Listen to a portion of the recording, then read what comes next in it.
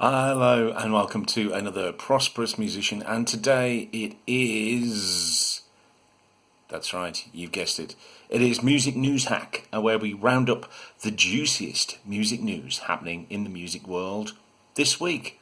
And today we'll be looking at Bob Dylan, obviously, hitting the news this week for selling his music catalogue for a massive amount of money. Taylor Swift has just dropped a new album. We'll be looking at other things. Neil Young is letting us listen to his music for free. Keep on rocking in the free world. We'll be looking at the MOBO Awards, who won what.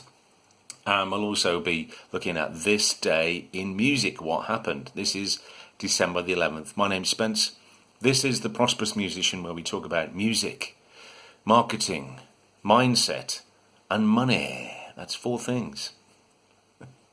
So to kick it off, the big music news of this week, which you may or may not have heard about, was of course Bob Dylan in the news. He sold his catalogue, his entire music catalogue, apparently over 600 songs, recorded copyright songs, over 6 decades. So that's 100 songs a year, which is 2 songs a week. So when you put it like that, it's still pretty prolific. So well done, Bob Dylan. 79, still going strong. And he obviously released an album this year as well. So that deal incorporates everything he recorded from 1962, from Blowing in the Wind to the recent track that he did, album Murder Most Foul. So he sold it. There's not an exact figure, and of course with Bob Dylan you're never going to get the exact story. He likes to keep a bit of mystery about himself, and why not? But the reports are that it was considerably more than his $100 advance he got for his first publishing contract in 1962. Some are saying it's between $300 and $400 million. That's a lot of wonga. So there's various reports, various theories on why he's chosen to sell now, but when you think about it, he's 79, he's already earned quite a lot of money from his songs, and he's got a big fat nest egg there to him and his family can enjoy, and he doesn't have to wait for his royalties to come through. So that's one theory. There are other theories that because Joe Biden is the new president, he has promised he will hike taxes on assets over £1 million. So that might be another reason, a financial reason why to sell now before that rule comes in place, so to keep more of the money. Now I've got my own theory about this, particularly around why Bob Dylan might have sold now and not before, because it's pretty obvious now that Donald Trump is not going to, it's pretty obvious to everyone else apart from Donald Trump that he is no longer the president. And so if he was the president still and Bob Dylan sold his music, there is a high chance that Donald Trump could use some of his songs for one of his campaigns. Now, if I don't know what Dylan's political leanings are, but I'm pretty sure he'd be a Democrat, not a Republican. So having Donald Trump use your music and not being able to do anything about it could be a bit galling for him. So maybe, and this is my theory, it could be complete nonsense, but I had the thought that actually it would be a pretty smart thing to do to wait till there's no chance of him being the president again, and he obviously can't be the president twice, voted back in again. So it's a good time to sell, and now whoever comes in afterwards, maybe anybody, even if another Donald Trump character came in and used his songs for a campaign, surely it wouldn't be as bad as having Donald Trump use his songs as a campaign if you're Bob Dylan. So anyway, that was my theory. Make of it what you will. So well done, Bob, for being such an artist, such a fantastic artist, still going strong, and for being such a shrewd businessman. Well done. And from the old to the very young, Taylor Swift, we find myself talking about her quite a lot in these little roundups because she's very active. Not only has she re-recorded now all of her tracks, original tracks, so she can keep the masters, she's also dropped a brand new album in the process. And this is called Evermore. It was released today, in fact, December the 11th. So where are we? Thursday. So yeah, it was released Thursday night. Today it's got some great collaborations in with one of my favourite artists, Haim, the trio, the girl trio sisters there. Bon Iver and The National are all contributions. They're featuring on some of the tracks there. Just having a look through the credits there, she's written or co-written all the tracks there. Yeah, it's called Folklore, and yeah, it sounds pretty good. It's obviously going in a lot more of a sort of a folky, more organic kind of style for her. And of course, she's so, she's riding high. She can pick and choose. She can do exactly what she wants. And because she's got such a huge fan base, pretty much any musical direction she goes in will be supported by a big chunk of them, I think. Even the girls, the young ladies or young men who enjoyed her earlier tracks, which were a bit more kind of poppy, I suppose, they've obviously grown up and matured with her. So as she's grown up and matured, so have her fans. So yeah, I haven't listened to the whole album yet, but there's some great reviews about it. She released her album Folklore about a month ago, and of course she re-recorded A Love Story, which we talked about last week, and was nominated for Album of the Year for Folklore and Song of the Year for Cardigan. So she's doing pretty well, and I wonder what she'll do with the publishing rights once she gets them back with her new songs.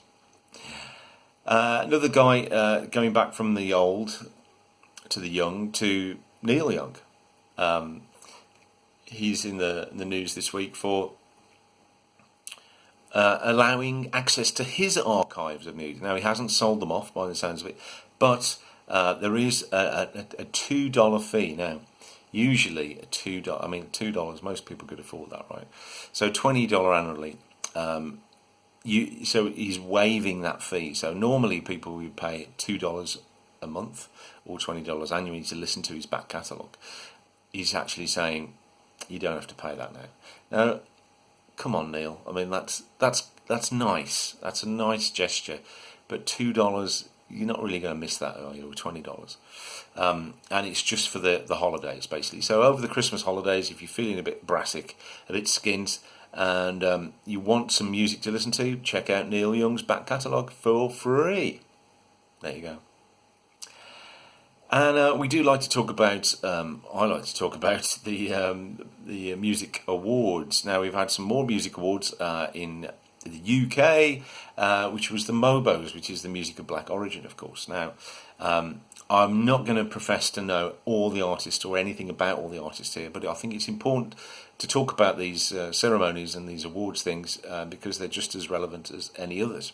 And we've looked at the AMAs, we've looked at the Grammys, and so we'll look at the MOBOs. So it was a virtual event, of course, and so the big winners, the virtual ceremony, it was hosted by Maya Jama and Chunks, and so Nines received 5 more nominations this year and took home the prestigious Album of the Year honour for Crabs in a Bucket. And he was also crowned Best Hip Hop Act, so well done him. Elsewhere, Heady One claimed Best Male Act. Mahalia scooped up the Best Female Act and Best R&B Soul Act, double win for her. H scored Best Newcomer, obviously a lot of hype around him. And Nottingham duo Young T and Bugsy took home Song of the Year for their hit Don't Rush, featuring Heady One, who was also in the nominations there. Other winners on the night included Recent Music Week cover star, that's where I'm getting it from, Burna Boy, who won Best International Act, while Wizkid secured Best African Act. Performers on the night included Heady One, Tiwa Savage, Koji Radical, Miss Banks, Young T and Bugsy, Her, Davido, Tiana Major 9, Wordsmiths, Shabo and Stylo G. It was live streamed live on YouTube and on the BBC in England at 10:45. The highlights are on the BBC iPlayer if you want to check that out. So just a brief highlight there. Best Male Act overall was Heady One. Best Female Act, Mahalia. Album of the Year, Nines with Crabs in a Bucket. Song of the Year, which was the public vote, not a panel vote, which was Young T and Bubsy, Heady One, featuring Heady One, Don't Rush. Best Newcomer in association with the Arts Council in England. Again, a public vote was H. Video of the Year, NSG by Lupita, directed by Kevin Hudson. And there's lots and lots of categories here. But one caught my eye. The Best Reggae Act, Buju Banton. Now he's still going. What a legend. So there you go. You can check all that out on the iPlayer, BBC iPlayer, if you want to know or see the highlights.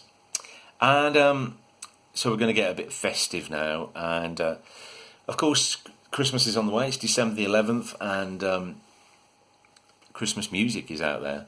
And you know that hit Mariah Carey's All I Want for Christmas? Now, did you know, I didn't know this, but it's never been to number one, apparently. It's always been number two. But that might all change this week, as it's looking like it's on course for hitting the number one, the much coveted Christmas number one slot. So it has sales of 19,274. So I guess that's downloads, right? Remember those days? 20 years ago, that wouldn't even got you in the top 40, but now, you know, you can get to a number one with just, when I say just, it's still a lot, but 19,000 tracks. Wham! The Last Christmas was the 3-2 favourite. That's 17,000.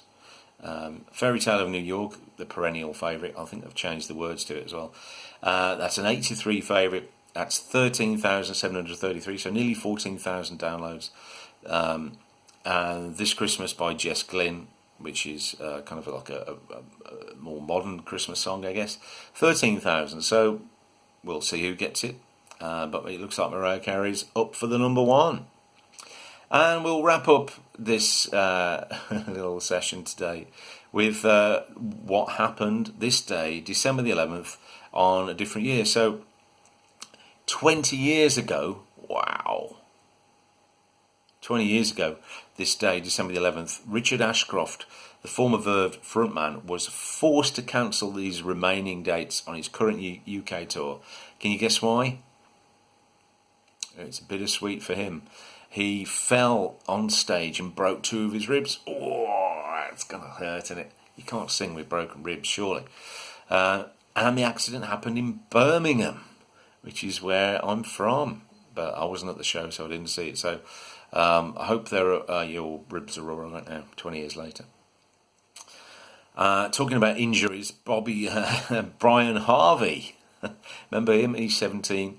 2001, this was 19 years ago, underwent surgery after suffering a severe injury in an attack. He was in Nottingham in England. He was leaving a performance there, a promotional event, and he got attacked by some people. No, that's not very nice. He's only a little guy. You don't want to pick on him. And talking more about violence in music, why am I doing this? Bobby Brown, in 2003 on this day, was charged with battery after allegedly hitting Whitney Houston, his wife, in the face. Now, why would you want to do that? She's beautiful. Anyway, he handed himself in 3 days later, and it sounded like they were trying to work out their differences. But we all know how that ended. Not very nice. And Bob Dylan, back again in the highlights in the news. 4 years ago, Bob Dylan, can you remember what happened to him 4 years ago? Yeah. Well, he said he was truly beyond words, which is ironic, to receive the Nobel Prize for Literature, the Nobel Prize for Literature. And of course, he didn't think he would win. He didn't actually turn up to the ceremony. Someone else had to do it for him. In true Bob Dylan style, you know, he's always going to do something like that, isn't he? And Patti Smith, a friend of his, played or performed A Hard Rain's Gonna Fall at the ceremony, but she later had to apologise because she forgot the words. See, Bob, you should have done it yourself, man. Don't try and get someone else to do the job for you. They'll just mess it up. And finally, in 2019, on this day last year, Ed Sheeran was named the UK Artist, not of the Year, of the Decade. That's right, a bit premature, but he's kind of pretty much in there with. Can you get this? This is this guy's success. He's achieved 12 number one singles and albums between 2010 and 2019. That's more than anyone ever. Hence why he won the award. He's also had the most weeks at number one in both the album and singles charts in this period. So at 79 weeks, that's almost, not quite, 2 years at number one out of 10 years. So that just goes to show how popular he was and how popular he still is. So well done, Ed Sheeran. Well done, everyone who's... if you're in music, you're making a living out of music, you're striving and thriving, then good luck to you. And I'll be back on next Friday for another session of Music News Hack. And I'll be back on Monday with another music video. It'll be on music. Will it be on mindset? Will it be on marketing? Will it be on money? Could be on any of them or all four. So stay tuned. Please, if you're new to the channel, hit the subscribe button. Put your comments down below.